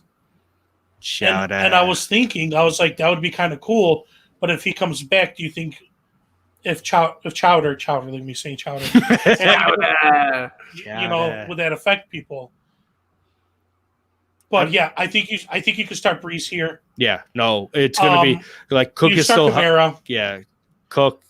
All your guys are good. Oh man, even Latavius Murray is still relevant. I definitely think Latvius. Like I made a crazy trade in one of my leagues, and then I went out and got Latavius Murray in the free agency because he was there. Yeah. And I'm going to plug him in this week because why not? Because in this game, he could still at least get 10, 12 points and still be fancy and have a good game. I mean, I actually have them both in another league. Oh. I'm just saying, these guys are only human. If Kamara is getting like 90% of the snaps and he's out there for receiving, I understand that Payton's not stupid. He knows when to sit the guys. Yeah. And when he sits them, Murray's gonna make him pay. Yeah, and I mean, how many times did he do that? Within the 10-yard line, or 10, 15 yards from the goal line, here comes Murray, and they're like, oh, they're going to pass. Here's a draw play, and he just rumbles it in for a touchdown. And listen, and Peyton will allow Kamara to sit out 3-4 plays, just give him more of a rest too. Because listen, every week in and week out that you have your star running back, there's always the fear in the back of your mind that he gets hurt and he's out for multiple weeks. Yeah. This could be the Saints' other shoe that falls. But thank God you have a guy like Latavius Murray as your backup in case that ever happens. That's the best safety net you have for your team. All right. Green Bay, Houston. Mike, I don't know if he broke his hand early. It's hamstring. Yeah, it's hamstring. Green Bay, Houston. Boy, oh boy, is there going to be a revenge? Like, on who? It's going to be like Green Bay taking their anger out on Houston. Oh, yeah. This is like that revenge, for them getting done wrong. Some fermented like if they got catfished by Tampa Bay. They sure did. They did. They went in there thinking like, yeah, we got this game, right? We're going to be 5-0. We're going to be atop the NFC North division. And then turns out there wasn't a pretty girl behind the computer. Some stinky dude with the 3-day-old cheese breath. It was Tom Brady. Oh, yeah, it was. It was Tom Brady and his Uggs and his hold it up 4 when he meant 3. The dementia. Tom Brady reminded me of that old man Herbert from Family Guy. I got some popsicles in my pocket. That's what he did to Rodgers. Put little popsicles in his pocket. That's dirty. That's dirty. But anyways, this game right here should be the game where he goes off on Houston. Yeah. Like right, this is the bounce back game. Your get right game after coming back from a horrible outing of where you only have 4 fantasy points for the day. I really feel like I'm gonna save the Green Bay for a little bit, but on the Houston side, I definitely feel like every game that they're in now is going to be a shootout. Like I sat Will Fuller, and he had 77 yards and a touchdown, I believe, last week, and I was like super pissed. Dang. Cobb had like 80 yards. Kenny Stills had like 50 yards. I was like, what the hell? Brandon Cooks was like, pfft. He took the day off. He snoozed. David Johnson scored like this. Like as much as he had a good game too. Yeah. He had 9 for 9, 60 yards and a touchdown. So as much as Green Bay is going to be trying to womp on Houston, Houston's going to come back about tenfold for sure. It's going to be a huge day for Deshaun Watson. I really feel like Romeo Crennel has kind of rejuvenated this team a bit. Yeah. I kind of feel like you could start Deshaun Watson with confidence. And to be honest, I really think you can now start Will Fuller, Cooks, and even Cobb. Cobb has a really, really deep wide receiver, but if you're needing wide receiver help, he's slowly becoming relevant. I think he's really taken that third wide receiver. He's kind of like the 6 foot deep type wide receiver, but if you really are looking out there for a body with a pulse, Cobb. But I mean, like, let's be real. Okay, so week 1, 3 targets, 2 catches, 23 yards, and then it's been 6 targets, 4, 5, 6, and 4, and the yardage has been close to about 50, and he has a couple of touchdowns throughout the week. Right. But once again, it's the magical pen. Salt Bay little touchdowns, a little bit, pen. boom, Will Fuller this week. But I mean, I still feel you can start Cobb if you're really looking into this deep kind of leagues, or you have him on your bench and you can start him in a flex position type thing. Yeah. All right. So Green Bay side, if Robert Tonyan does not go this week, and you obviously have Lazard on the IR, you have a full complement of Devontae Adams and Aaron Jones. Is MVS worthy of a start this week? Yes. Flex start this week? Yes. Okay. Yeah, for sure. Do you start Rodgers with confidence this week, knowing what happened to him last week? Rodgers or Tannehill? Tannehill. Ooh. Rodgers or Jones? Rodgers. Rodgers or Dalton? No. My heart is telling me Dalton, but my reality and facts are saying Rodgers. So I will start Rodgers. So it's the same thing with the Kelsey conversation, like Yeah, I way know, back right? earlier in our infancy. January Embers. Yeah. It's like that poem from the It, where your heart burns too for Dalton. Yeah. Yeah. I always liked Dalton. I just feel like he did really good at Cincinnati, but because he had like the end of his career in Cincinnati, that's what people remember. It's going to be the end of his career in Dallas. Nobody remembers the first 5-6 years when he took that organization to a playoff. No one's going to remember the first 6 games of the season either. He doesn't care. He's getting paid to be a backup. That's the thing. Like, league minimum. We talked about the coach not getting a playoff win, not making it to the playoffs. And the coach doesn't go out there and snap the ball and throw it to wide receivers. So, like, Red Rifle had a hand in that record too. So yeah, I totally believe in it. Yeah. Yep. Like he definitely choked in the playoffs, but he made the playoffs. I mean, when was the last time the Bears made the playoffs? We were one and done, double doink. Before that, when was that? Why do you got? I'm just saying. Why you go there? I got PTSD because of that stuff, I'm man. just saying, if you're gonna if you're gonna poop on Andy Dalton's career, don't poop on the Bears. Let's look at some organizations. No. Detroit. No, we're clean. No. At least he won. At least he won games. Sure. All right. Anyways, Cleveland, Cincinnati, the Battle of the Ohio's. Anyways, I wanted to bring up this little bit tidbit of news to you, Moose. Is that also a potential trade line buyer seller is David Njoku gets shipped to the Philadelphia Eagles. What say you? You think that's news or noise? It doesn't affect me in any way.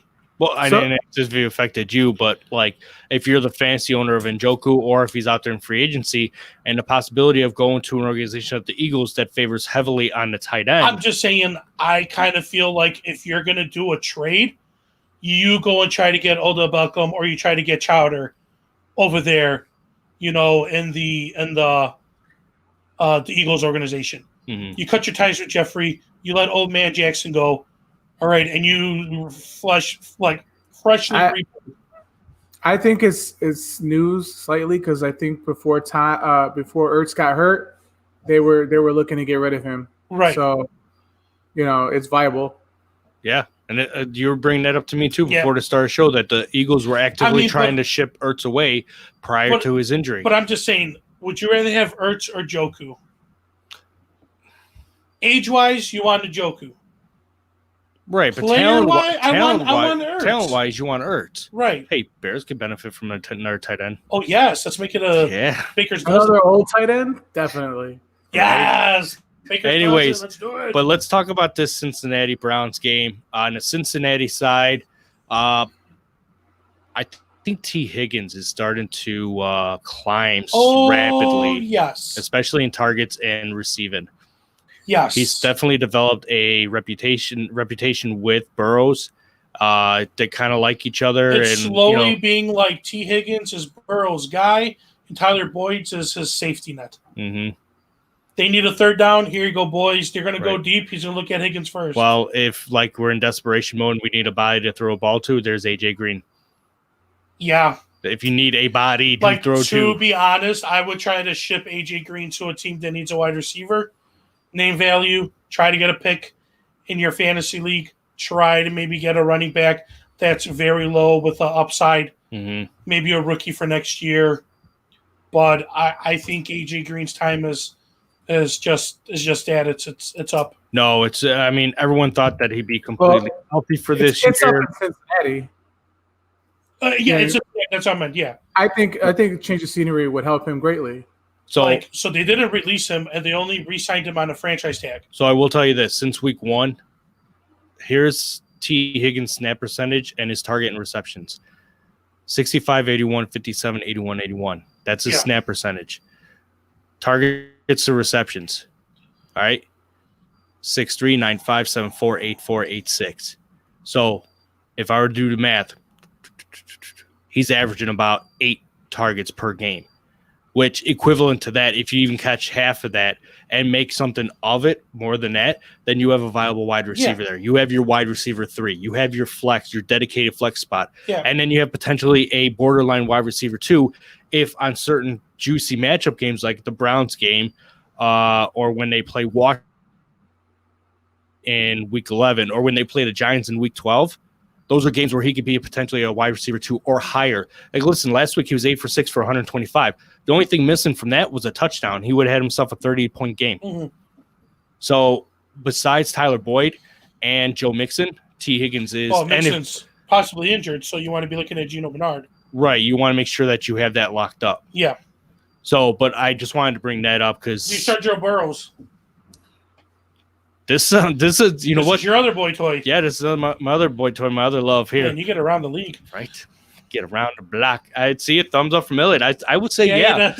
This would be a game where it would not surprise me where it goes down to either overtime or this is a complete shootout. I could see Burrows throwing for over 300 and getting 3. Well, what's his name's not quarterbacking, right?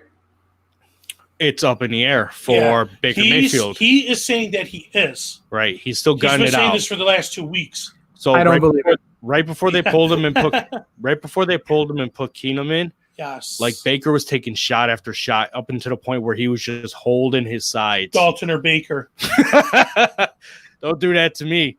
I'm not answering that. Elliot, you answer this one. Oh no, Baker. Oh no, I never thought Listen, Baker was a good quarterback. Listen, this sounds like that game. You know, who would you marry, who would you F, and who would you kill? Mhm. Right? So if it came down to it, you're effing one and you're killing the other. Who's it going to be? Dalton. Well, look, I look at Joe Burrow as the main character of Mike Tyson's Punch-Out. As he goes throughout the year, builds up, and he gets to wherever his Mike Tyson will be, hopefully, you know, he's got a lot of talent, and I think he's going to be really good. Yes, Joe Mack. There you go. I think he's going to be – I think Cincinnati finally got their quarterback. All right. So here's the real question I want to ask you guys. Week 2, they played Cleveland. Oh. Joe Burrow threw for 316 yards. Wait, what did I say? No, I thought you were going to say Dalton or Burrows. No. Oh, Burrows, for sure. all right. So he They threw were for both- 316 and 3 touchdowns. That's what I mean. Do you Like, think he repeats I think he repeats at home at home. Yeah. against a more confident Cleveland team? I mean, how much more confident? I mean, I mean, listen, they just got decimated by the Steelers. so This is an AFC. AFC. Decimated too? This is an AFC North like fight here.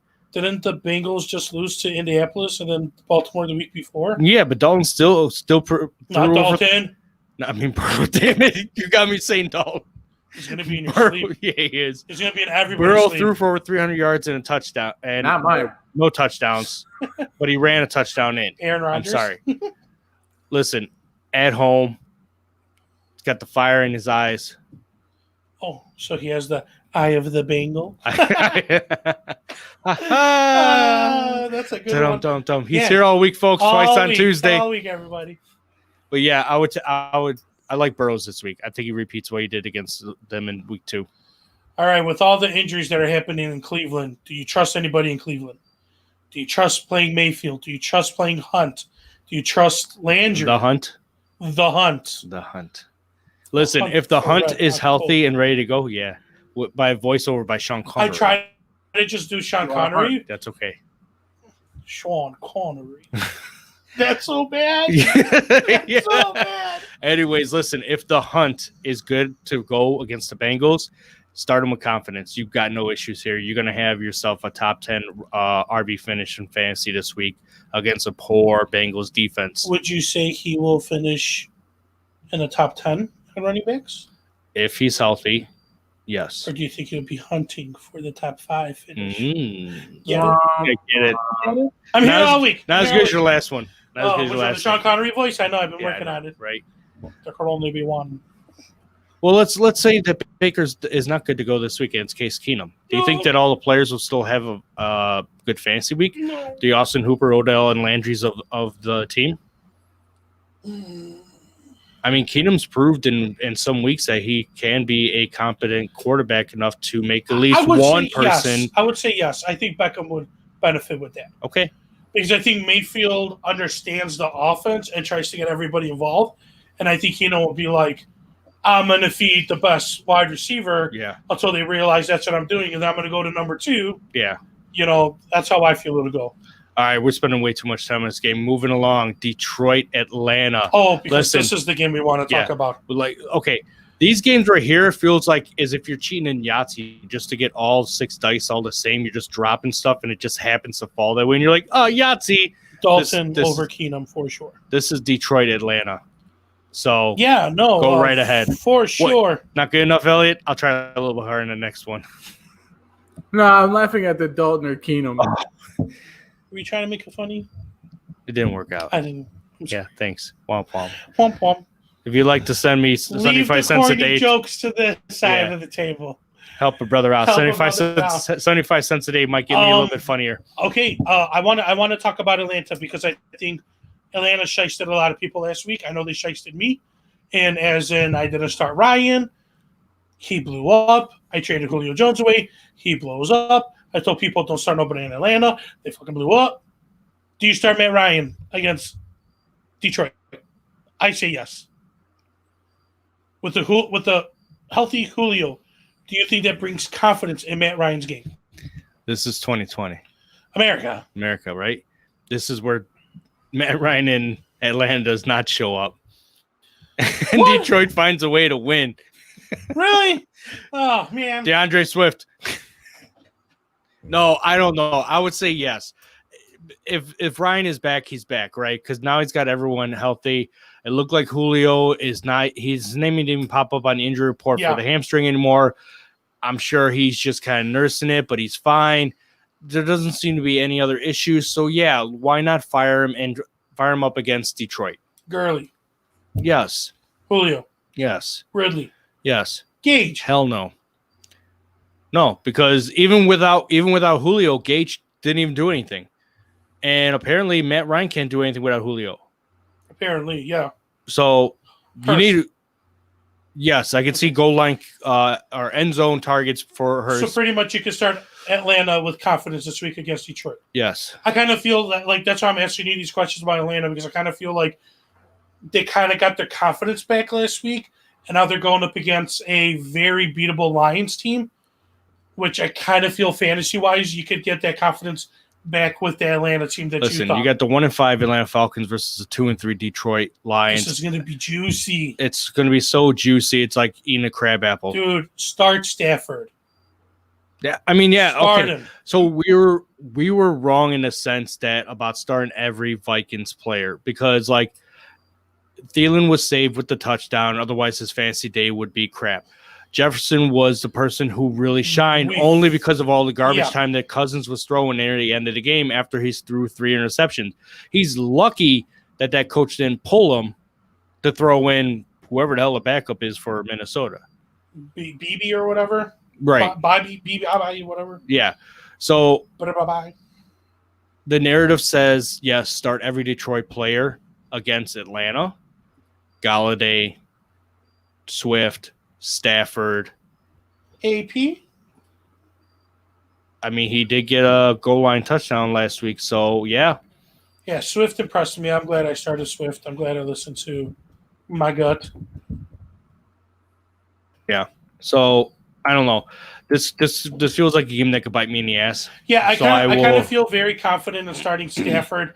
The running back situation in Detroit is what scares me. But I think if you have Swift or you have AP and you need to start them, you start them. Mm-hmm. But I feel like Stafford, you could start confidently. Galladay could start. I think Marvin Jones you could start, and Hockenson you could start. All right. Yeah. What's up? No, I just said the Hawk. Oh, the Hawk, yes. Yeah. All right. The now former Sunday Night Football game or first afternoon game, Tampa Bay versus Las Vegas. Moose, if the entire offensive line for the Raiders is unable to play this week, how would you even start Jacobs, Carr, Ruggs, Waller? I think you still Can you still start these guys, knowing that it's going to be the entire backup? Okay. With I'm pretty sure that Raiders right now are signing all their practice squad linemen to cover as backups to the backups. So I say you don't start Carr. You don't start any wide receiver. I think you could start Waller and you could start Jacobs. I think That's rough to say. if I was Las Vegas, I would screen them to death. I mean, because Yes, that's what I'm getting to. I think because that's tough. Because after what Ruggs did last week, how could you not be confident to start him this week? because I think Carr is going to get sacked. That line. So if it's all backups, shouldn't Jacob suffer just as much? but I think it's easier to. Okay, so I find it easier to run than to block, because if you're running, you're trying to create a hole. But if you're running to the outside, your main guy is the guy in front of you. If you're a 300-pound guy and you can't block the dude in front of you, as a backup, I don't know why you're in the NFL. I think I should play in the NFL then. Just saying. I understand these are backups, and everybody's like, oh, my God. The reason why they're backups is because they're either one-dimensional or they don't have the experience. You're starting offensive lineman because you could run or pass, and you go up to the line, and it's a run play, and then they change it to a pass play. When is their bye? Huh? When is their bye? I think The Raiders just got done with their bye from last week. Oh, shoot. So that's why this really comes out of nowhere, because I think this is going to be stupid, simple offense.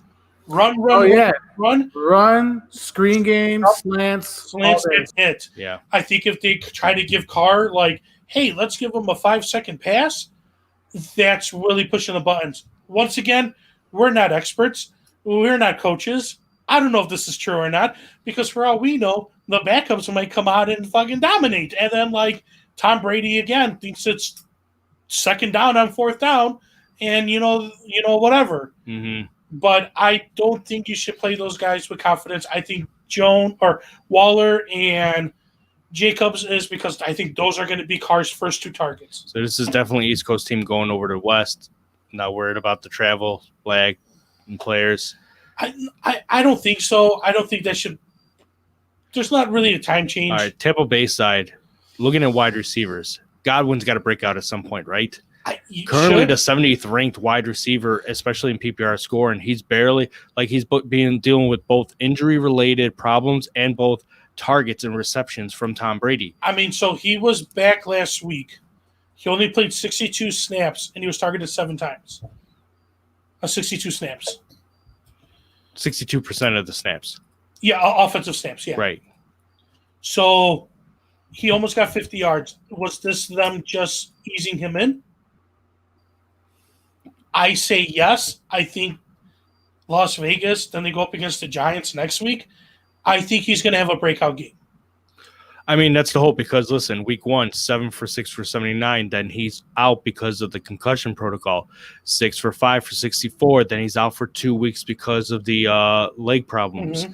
And now he comes back 7 for 5 for 48. Here's the guy who scares me. All right. It's not Godwin. I think you start Godwin. It's Evans. Okay. Week 1, 4 targets, 1 catch. Week 2, 10 targets, 7 catch. Guess who's out? Godwin comes back. 4 for 2. Godwin's out. 8 for 7. Godwin's out. 9 for 5. Godwin's back on 62% of the snaps. 2 for 1. So would you say guess who got a lot of those targets that he didn't get? Exactly. Also, Gronk got a lot. Exactly. So would you consider this a situation where you may want to sell the name? I kind of feel if you're a fantasy owner, you, as much as it hurts to sell a guy like Evans, but if you could get value out of that, I think you should do it. I think you could move him with confidence and not feel hurt. Because, I mean, even Scotty Miller is still taking stuff away when he's on the field because he's playing that underneath slot, like Edelman. He's playing the Walker Edelman role. Exactly, right. So it's like if Gronk really had his breakout game and they're going to get Gronk more involved. Yeah. I don't know. So, all right. I mean, that's the question mark. I'm just saying. That is a question mark. Moving on from that, Ronald Jones, I will admit it right here that I was wrong about him in the beginning of the season. I will too. And this was surprising. But then considering the fact of that his age and years experience in the NFL, this is only his third year. Yeah, I know. Third year. I thought it was like his fifth year. But I believe it's his third year with like 3 different offensive coordinators. Yeah. I think he's finally found a good settling point. He's really flowing well. Yeah. Question. Yeah. Fournette. So now this also goes back to Le'Veon. So did Fournette make the wrong decision to go to Tampa Bay thinking he was going to get a ring when he could have went to somewhere else to get? He could have went to a running back needy team like the Giants at the time. Because did he sign before? No, he signed before the season started. Yeah. He signed. Okay. So he could have went to a more running back needy offense that could have used him other than Tampa Bay. Because, he had his eye on the prize. You got Tom Brady, you got Chris Godwin, you got Mike Evans, you got Gronk in the Brady reunion. Sure. Rojo who? Why not I just slide in here with my experience and my 70 catches I had the year prior with the Jaguars?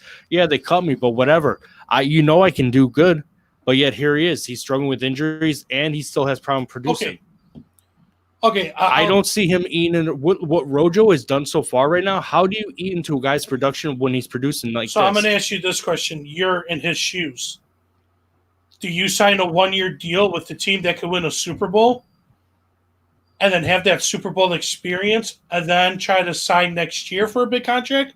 Or are you trying to look for a team that needs a running back that's going to be crappy and you sign that big contract again? If I'm an NFL running back and I've only been in the league for 3 years and one of those years was injury related, I'm trying to find a team for a home. Like, I think it's like, I understand, like, you're trying to win a championship. Yeah. That's what everyone's player's mentality is they want to win that. They want the brass ring. They want to grab onto the brass ring. I totally get it. But the problem is if you're jumping from home to home to home like Brandon Cooks does, like, I'd rather have a permanent spot that has the potential of building. He gets traded. That's not his fault. Is it? Or is it? I just think Fournette made the wrong decision to go to Tampa Bay based on all the hype that they got because of Tom Brady. That's what I was going to say. Did they tell him things? Were they like, we're not unsure about Rojo. You kind of come in and have an opportunity. And then Jones is like, all right, like, you have to win it. And he's just more hungry. Like, I don't know. That's the things behind the doors that we don't know. So, but I agree with Elliot. I think he did make the wrong decision. He could have went to a team, that needed a running back or have a better opportunity to at least split the carries. This is just like he's only going in when Bruce Arians sees him on the sideline and it's like, oh shit, I totally forgot I have Fournette. Hey, put him in for a play. yeah, that's pretty much how they're treating him right now. All right. Do you start Tom Brady? Yes, you do. You start Brady with confidence. Okay. Here. Do you start Tom Brady over Dalton? That's going to be the running joke. We're just going to run into ground. Jacksonville Chargers. All right. Jacksonville right away. Welcome. We're going to do rapid fire through these next few games because we're running pretty late here. Justin Herbert comes off the bye. Great performance against New Orleans. I don't see it stopping anytime soon. I actually believe that he's a very high candidate for maybe not rookie of the year, but pretty close the way he's playing. I can see that. I mean, the time QBs get the rookie, and I mean, he has been in. He only missed a Cincy game.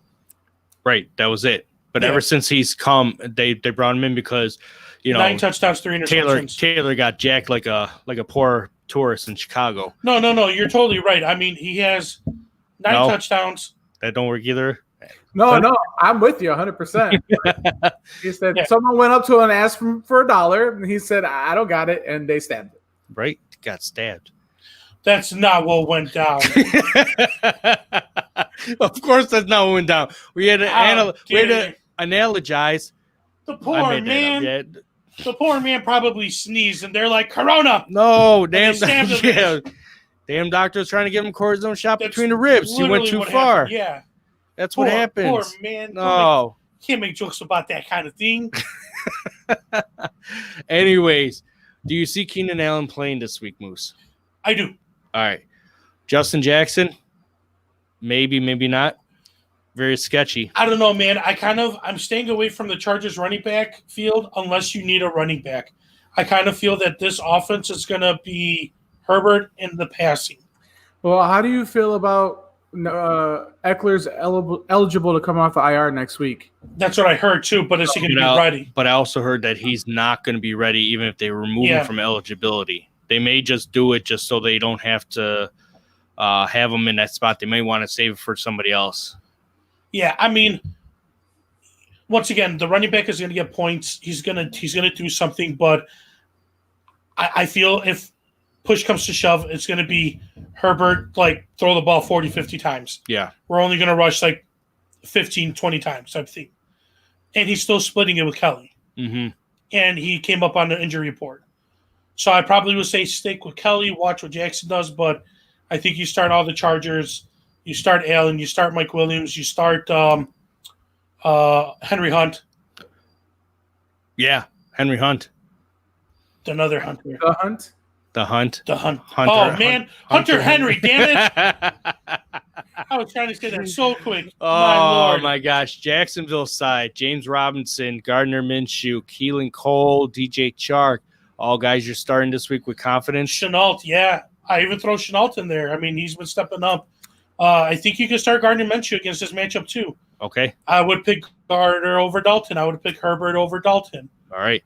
San Francisco, New England. This is another late afternoon game. They're playing in New England. To be honest, man, I'm going to go New England side. I think you can only start Cam Newton, and I like Bird. Listen, I heard San Francisco's taking applications for the next running back, Moose. You may want to put in for it. Oh, I already did. Since LaMichael Hasty's probably going to get the start. You're probably like, who? Yeah, no, Shanahan called me up. He said, "Am I ready to go?" And I said, "Not this week, next week, buddy." Nice. Working on that hand, right? I told him I gotta work on my running a little bit. All right. Gotta hit the gym. With that being said, are you going to start any running backs against this New England defense? Or are you just going to get this as a pass? This is no. Don't touch New England running backs. Don't touch San Francisco running backs. Jimmy G. Unless your name is Cam Newton and you're a running back. Well, yeah. Because that's all he does. Yeah. Anybody from the Patriots side worth playing this week with wide receivers? Edelman, Damiere Byrd, N'Keal Harry. I like Damiere Byrd. I like it. I think he makes plays when he gets the target. I don't know. Edelman is, again, like, he's getting the targets, but he's not catching anything. Yeah. That's now 3 weeks in a row where he was targeted 6 times, but he has 2, 3, and 2 catches. But this is Cam Newton. And right. So is this, like, just straight up? This is like Carolina all over again, but, like, Belichick is. And N'Keal Harry had 98% of the snaps, and he was targeted twice. No catches. Yeah.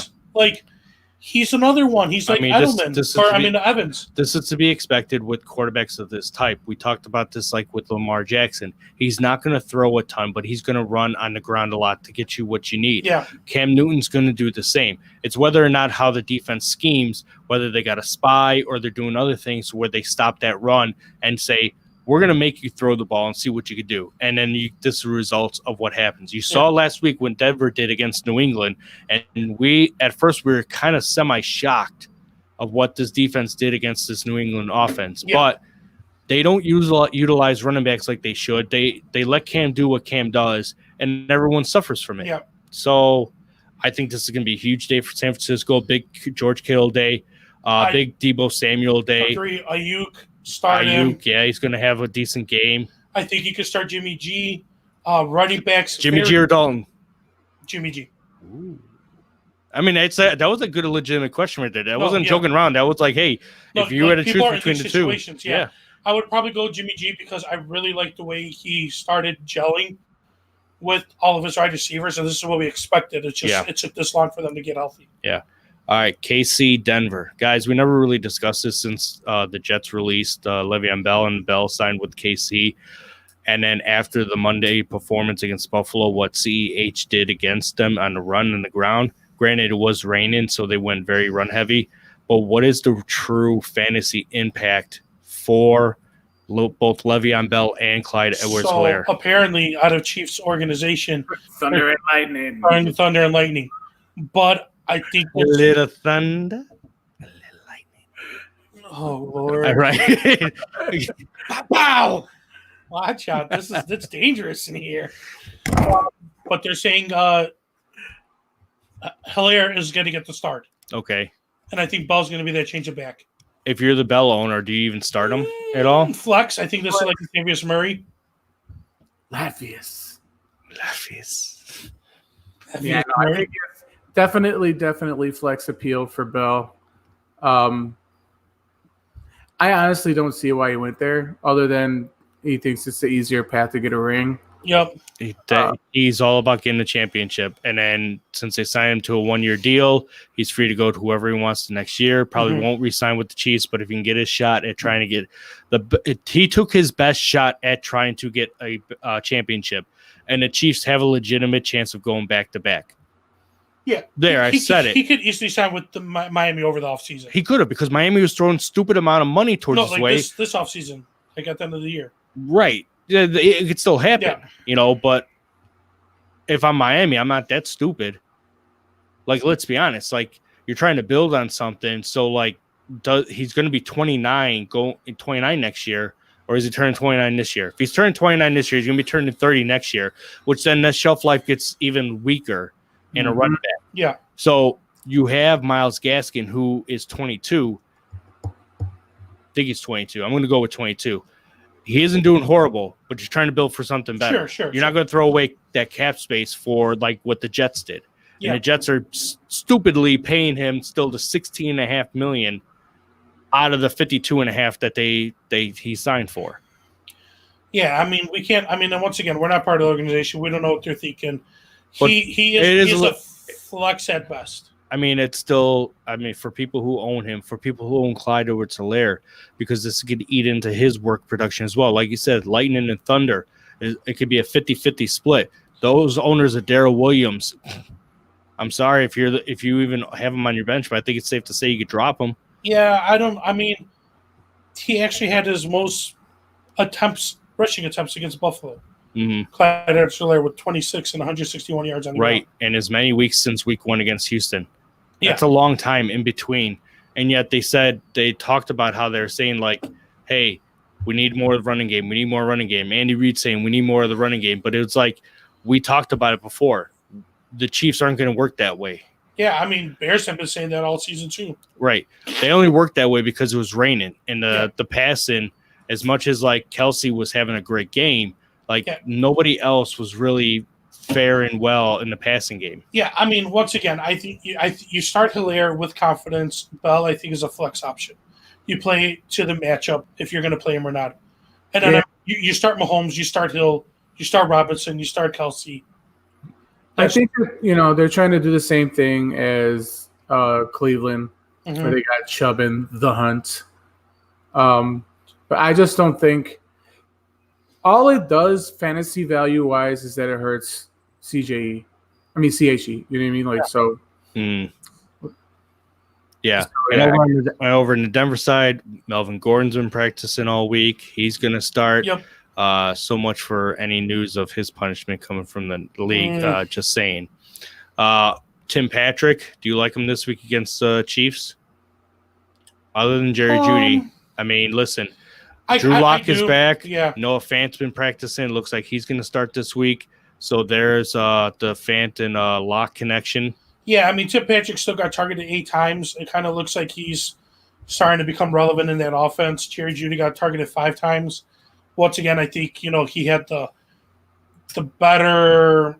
Judy had the harder matchup. Like some people are saying, like, is the stock declining? Is he worth it?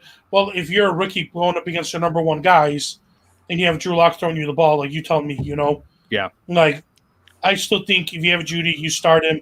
Patrick, flex. Gordon, if you have him, you start him. I would even say Lindsey. Look at the Gordon situation. He had 23 carries for 100 yards, having the whole backfield. Yeah. He maybe start splitting that backfield a little bit more. He may be a flex option. I know somebody in our league really likes the Lindsey. The P-Lins. Yeah, Noah Fant being back. I think that helps out a lot to Lock, but I would not start Lock. I would start Dalton over Lock. All right. I'm glad you threw that in there to boost my confidence for Dalton for this week. I got you. Mahomes or Andy Dalton? That's tough. I'm going to have to go with Dalton on that one. Once again, my heart is saying the Dalton, but Sunday Night Football is Seattle, Arizona, which I believe they got it right. They moved the Tampa Bay Raiders game to earlier to play this, and I think they did this right, because if anyone has the opportunity to knock Seattle off from being undefeated, it is Arizona. I agree. Kenyon Drake woke up like a sleeping dragon last week. Drake the Dragon? Drake the Dragon. Oh, boy. Kyler Murray gets out of that week without really a turnover. Rushed a touchdown in, threw for 2 touchdowns. Yep. Christian Kirk was amazing. Hopkins is, even though he's banged up, he's going to suit up for this week. There's no way he's going to set out for sure. A division rivalry matchup as such as this, and it's prime time. And you got on the Seattle side, you got DK, you got Lockett. Chris Carson's healthy. They just got through their bye week. Mr. Unlimited is going to come out with 10 touchdowns. Yep. Right, Elliot? Because that's what he does. That's definitely what he does. I see him going for no less than 4. Ooh. This is going to be a huge shootout, guys. The fantasy potential in this game is unlimited. Oh, hey, if I get enough points, can I get like 2 wins? given our records, Elliot, sure. Let's both get 2 wins off of it. My record's not that bad. I'm only in 6th place. If I beat Moose, I might be able to scoot up 1 spot, be middle of the road. Yep. Maybe. Man can dream. Every now and then a squirrel gets his nut. Hey. Every now and then. Every now and then. All right. So is there anybody from this matchup you are not going to want to start? No. I mean, other than the ones that who are not named, who I just named. I would like Edmonds, the backup running back to Drake, could be a flex option this week. Mm-hmm. Carlos Hyde, probably you won't start him with Carson proven that he's at 100%. Yeah. Other than that, I mean, Olsen. I don't know. I'm trying to dig, but I mean, I would still start Olsen. Big Montana. No, Will Disley. Will Disley got the touchdown He did. Before going into bye. Looked pretty damn good. He did. He's been averaging 2 catches a game. Okay. Yeah. I'm feeling the power. All right. So who's our winner for this matchup? This will be game 3. Yeah, it is game 3. Seattle or Cardinals. I'm going to go. I like Russell Wilson. I said it here on the show before. If I could start a franchise, he's my number 1 pick. I'm going with Seattle. Got to go with my guy, Mr. Unlimited. I'm going to go against you guys and go with the Cards. Good. Steve, that's fine. Dude, Steve, you do know that you've gone against us for the last 2, right? So yeah, essentially, you're either going to go. Either I'm letting Moose catch up to me, or I'm taking the jump on you, bud. Yeah. And last but not least, the best for last, Monday Night Football, Rams, Bears. We all know who we're taking. Not the Rams. Chargers. All right, boys. On the Bears side, there's got to be somebody offensively that can make things happen. On what? For your fantasy team. Yeah. Nick Foles. I take that back. Nick Foles or Andy Dalton? Andy Dalton. I have to go with the Red Rifle on that one. Yeah. I'm a homer for my team, but I ain't that stupid. Like, seriously, something's wrong. I don't know what it is. Well, no, I mean, There's no offensive line. yeah, it's the offensive line. we have a horrible offensive line. But, I mean, every time we played the Rams the last few years, we had their numbers. And what's funny is the passing attempts are there from Foles. They are. Since coming in from Atlanta. All right, so we had 29 pass attempts against Atlanta, then 42, then 42, then 39. But yet 249 for one touchdown, one interception, 243 for a touchdown and an interception, 198 for a touchdown and interception. Like on 42, on when you're averaging 40 pass attempts per game, you think your production would be a lot more. But everyone's suffering. The running game is inefficient. The passing's been inefficient. This offensive line is horrible. How do we stand up against Aaron Donald and company when we are struggling to average more than 21 points a game? Well, I mean, everybody else is going to step up. That's what's going to happen. We're going to throw out our wall of tight ends. Exactly. I could see Mooney and Miller leading this team to victory. Because they're gonna throw what's his face, Ramsey. Yeah, Ramsey's going to be shadowing all over Robinson.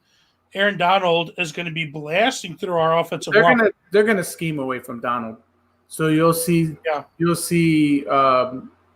screens even though we can't do them, and you'll see pitch, they'll pitch or jet sweeps. They'll all be away from Aaron Donald. So I'm in a league where I have no choice but to play David Montgomery. Oof. It's rough. I mean, can you still? I don't know. I mean, play him even if you have the option to not play him. Okay, see, the matchup is tough. So I would say if you have the option not to play him, then you sit him. But in a lot of leagues, Montgomery's a number 2 running back. You probably don't have great. You don't have great depth behind your number 2 running back. Yeah. So that's the scary part. If you can sit Montgomery, sit him for sure. I think this is going to be a tough matchup. I really believe that we're going to see Foles 40 to 50 yards passing. I could see like Robinson getting targeted like 12 times, catching the ball like 4 times, and it's going to come down to like Mooney.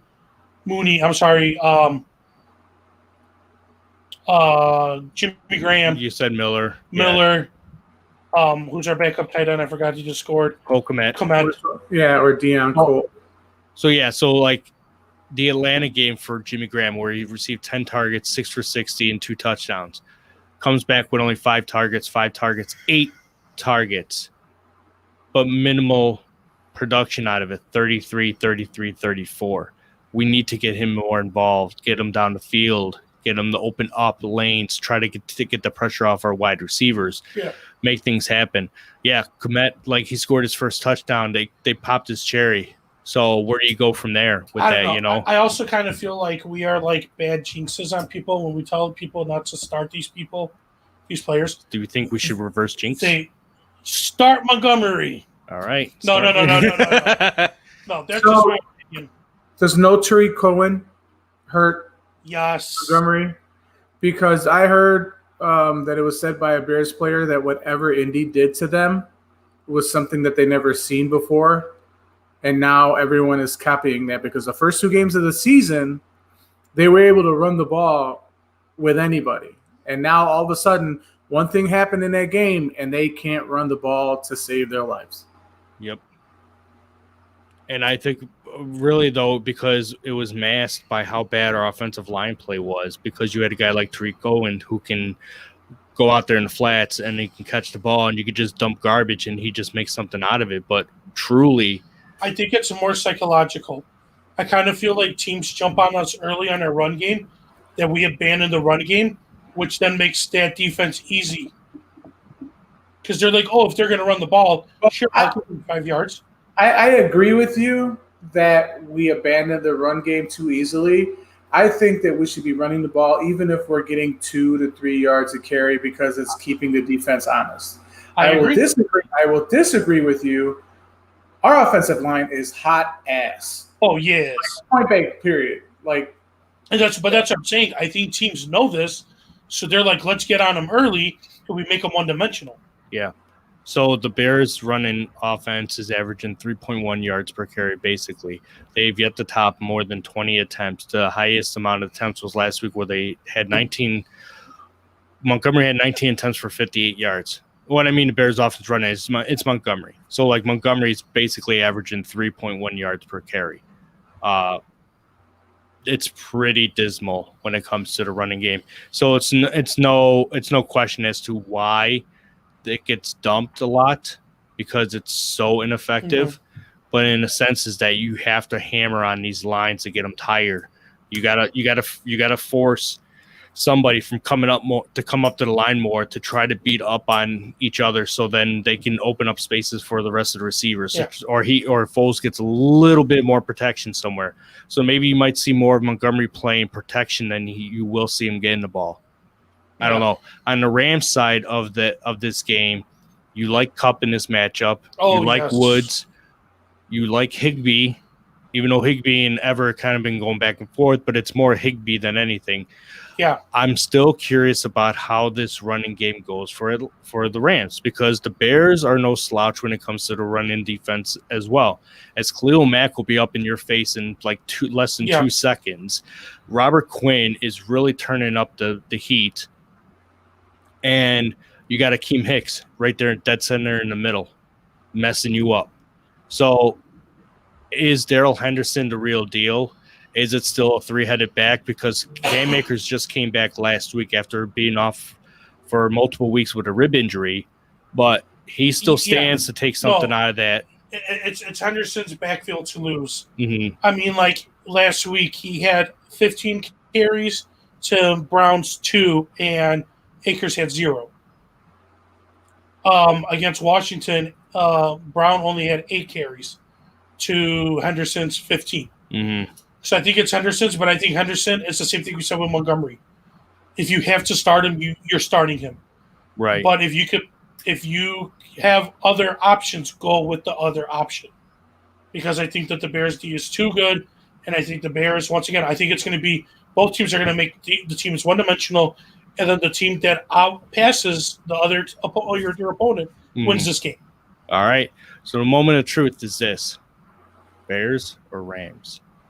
This is also our last game to pick. It is. And I will go first. Okay.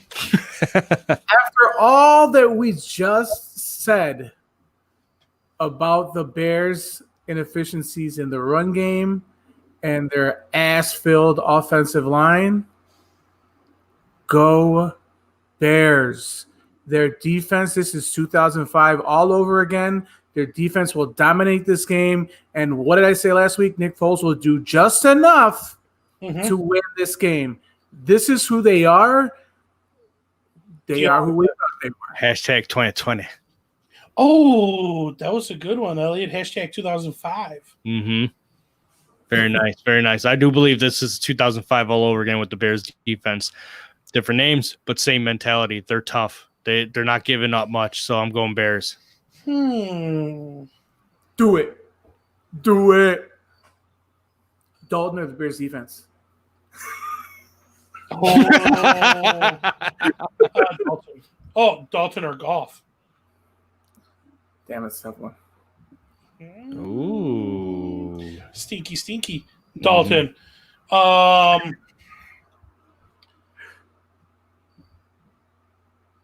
Man, this is so tough. So tough. I'm going to go with the Rams. I'm going to go with the Rams only because I feel it's going to be really, really close. I'm putting it on your headstone. That's it. I'm going with the Rams. I want to try and do some quick analysis. What's your record right now? 12-10. He definitely needs to try to gain some ground. No. Because I'm thinking like the last 2 times you didn't go with us on the Bears, because you picked Atlanta too, right? I did pick Atlanta. You lost. Facts. Facts of life. This is facts. All right, so it's in the books. Everything's in, and that's all the games. I want to thank everyone for spending time with us and watching us, and for all those who aren't following us yet, make sure you follow us on our page on Instagram. Email us to the show, WindyCityFantasy@gmail.com. Check us out on YouTube. We're on YouTube now for all of you who are wondering. And we're also on Apple Pod and iHeart as well as Spotify. So go ahead and sign up, get those notifications, get them likes in, and nice reviews too. We have a Facebook page, Windy City Fantasy. Look us up on that. Join the group. Email us questions or comment on that page, questions or any concerns or anything. Yeah, we're everywhere. We're hustling everywhere as we can. So from all of us here at Windy City Fantasy, myself, Moose, Elliot. Stay frosty, Chicago. Have a good night, everybody. Sausage.